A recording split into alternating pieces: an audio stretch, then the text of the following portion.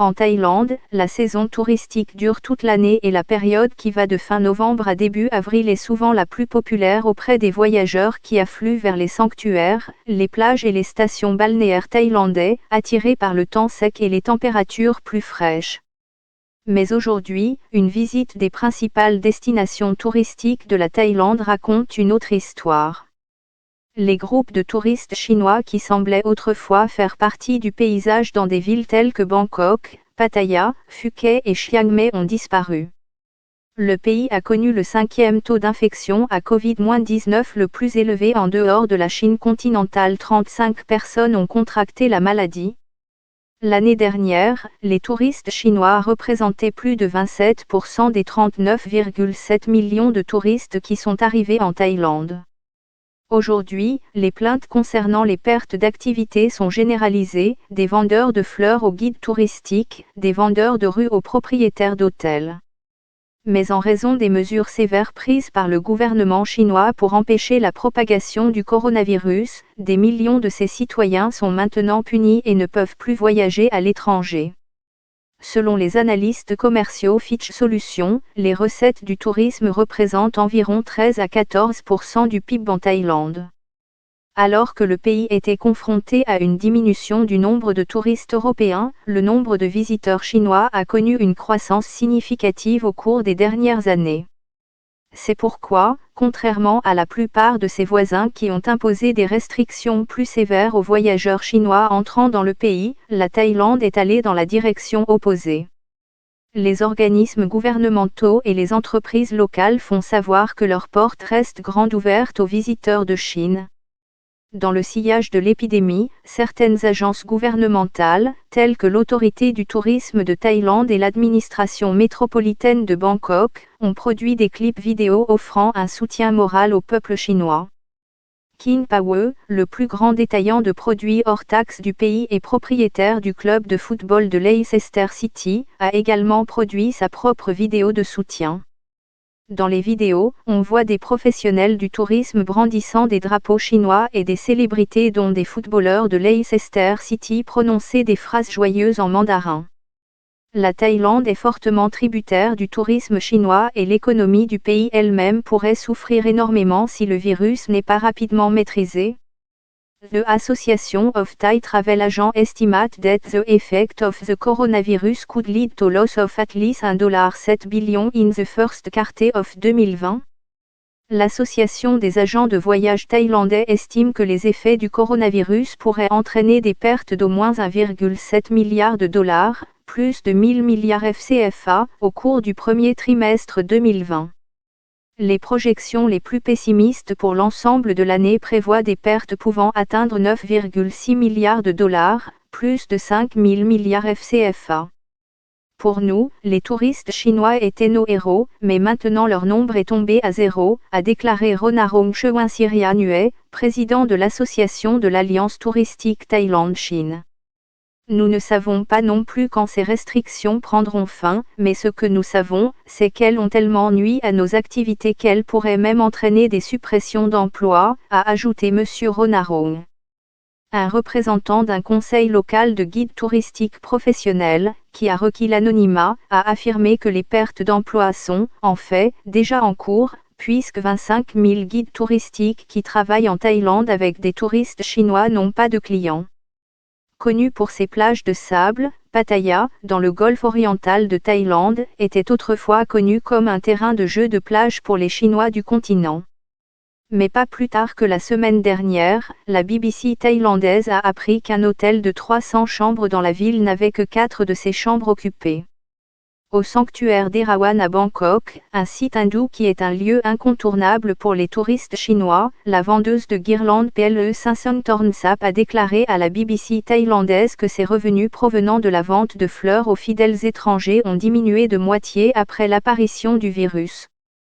Avant l'épidémie, je gagnais $32 par jour, 19 393 FCFA, mais maintenant je gagne moins de $16, 9 696 FCFA, par jour, a déclaré cette mère de 2 enfants, tout en retenant ses larmes. Elle a ajouté que les touristes chinois dépensaient beaucoup en fleurs et autres offrandes rituelles au sanctuaire du Bouddha à 4 faces. Deux des danseurs qui interprètent des numéros traditionnels au sanctuaire ont fait part de témoignages similaires à la BBC thaïlandaise. Il est évident que mes revenus ont baissé, de 50 à 60%. Je n'ai pas encore de plan B. J'espère qu'il va s'assouplir dans les 2 prochains mois, a déclaré Suwana Tongpio. Par exemple, une personne de l'équipe du vendredi matin devrait exécuter environ 200 à 250 danses. Mais ce vendredi, il est 14h15 et je n'ai fait que 120 danses, a-t-elle ajouté. Le nombre de touristes a diminué de moitié par rapport à la normale. Je vais devoir trouver d'autres emplois complémentaires et commencer à dépenser moins, a déclaré sa collègue Tanachanok Tuzaranon. Je crains une épidémie, mais ce qui m'inquiète le plus, c'est que je n'ai plus d'argent, a ajouté Suwana.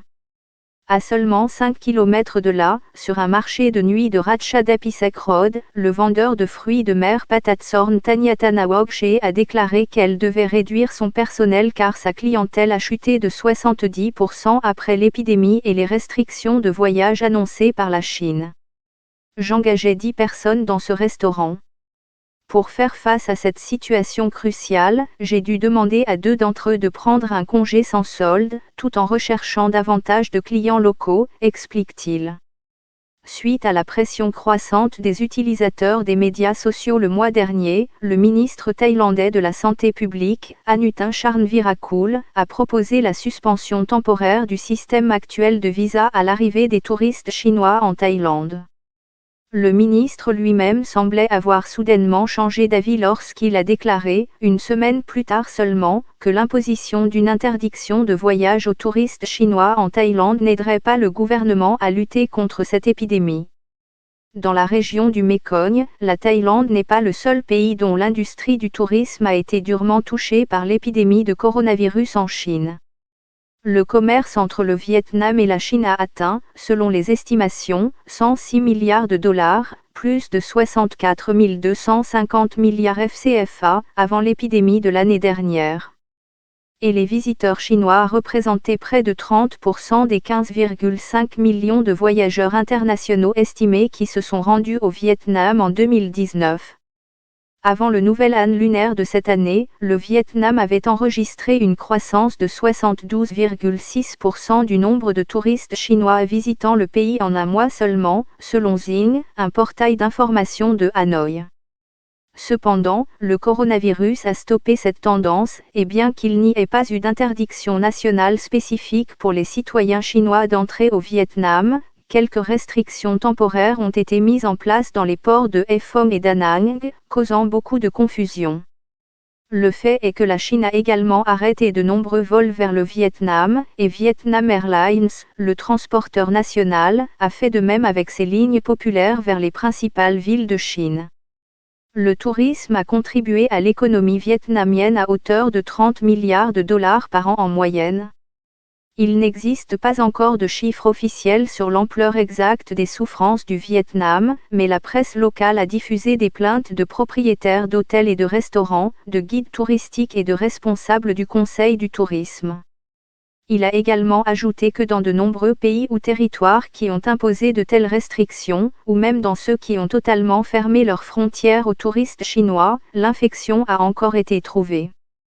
Par conséquent, a déclaré le ministre, la Thaïlande a choisi de mettre davantage l'accent sur le dépistage et le traitement médical. Ronarong Chewinsiria-Nue, président de l'association de l'Alliance touristique Thaïlande-Chine, a défendu cette décision, affirmant qu'elle était un moyen de maintenir des liens étroits avec la Chine et de renforcer sa proximité avec la nation voisine. En gardant nos frontières ouvertes aux Chinois, nous montrons que notre amitié est grande, a-t-il déclaré. Mais la décision est loin d'être unanime. Le professeur assistant Praджak Kongkirati, de la faculté de sciences politiques de l'université de Thammasat, a critiqué ce qu'il considère comme un compromis avec la Chine qui l'emporte sur les implications en matière de santé publique.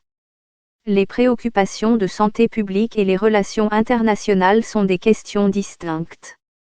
Il existe de nombreuses façons d'offrir un soutien pour de meilleures relations, comme les efforts humanitaires, a-t-il expliqué. Ce politologue a ajouté que la décision prise par le gouvernement thaïlandais reflétait un manque d'efficacité dans le contrôle des maladies et de compétences dans la gestion des relations internationales. La santé publique doit passer en premier, a-t-il souligné.